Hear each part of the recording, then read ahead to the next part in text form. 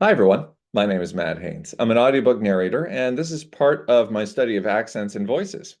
This week, we're going to go into North Carolina via Gary Chapman. I'm calling this North Carolina 1. And the reason I'm calling it North Carolina 1 is because there are other samples of North Carolina that I've listened to that have some elements that don't apply to Gary Chapman, such as dropped R's, abbreviated INGs, and so forth. So we'll get to those in a video that I'm thinking of calling Carolina 2, North Carolina 2. Gary Chapman comes from China Grove, North Carolina, just east of the center of the state. He's a pastor and an author. So musically, his mouth has an openness and a very rich sound of very meticulously articulated, enunciated consonants and big open vowels. So that's one of the major things that's a component of his voice. The way I'm thinking about it as I take on his different elements, almost like a monkfish.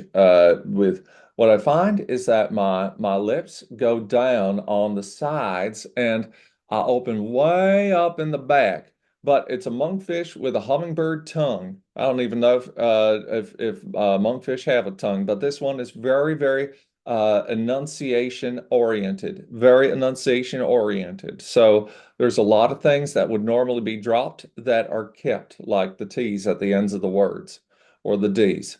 So going into some of the principles of this, vowel changes. What I find is that what I'm hearing are vowels that get a sort of scooping, ooping, or yuh sound added to them in comparison to General American, which is what I'm saying. So this is particularly when they're followed by a voiced consonant. So sick might be sick but with a syllable, that L, it becomes syllable.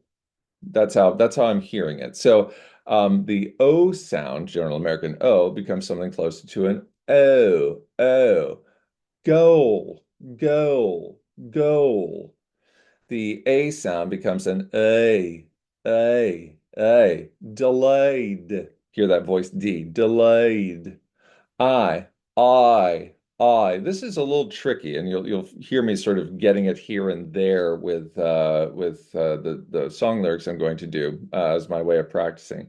Sometimes when just saying the word I, starting a sentence, it just sort of wants to become an ah. I went out walking. I went out walking.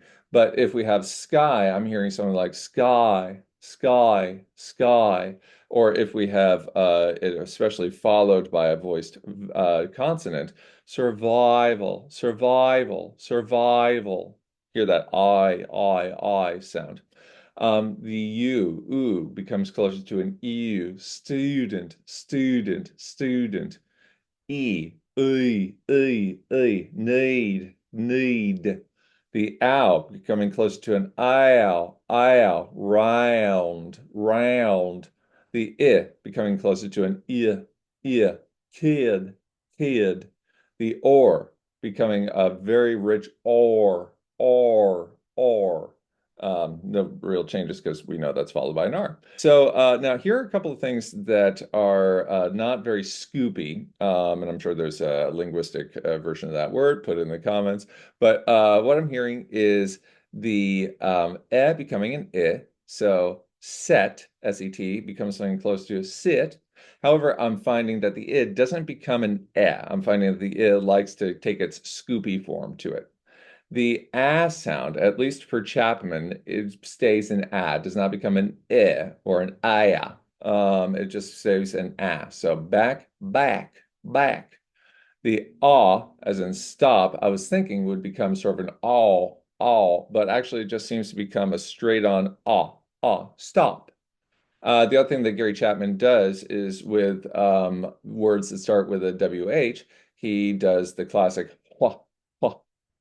I think I blew it once in the song lyrics I'm going to practice, but I try to get it. The where, when, why, what.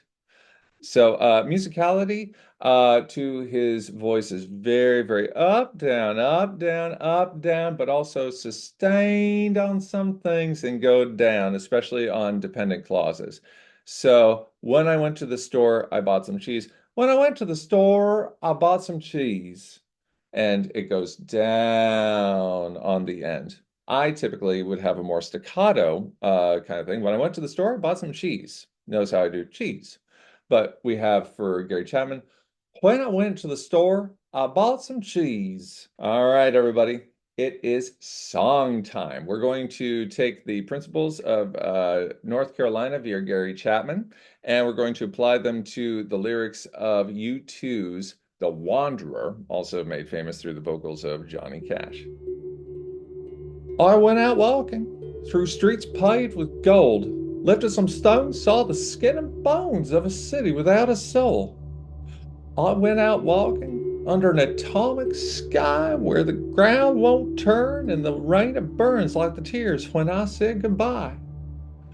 I went drifting through the capitals of tin, where men can't walk or freely talk, and sons turn their fathers in.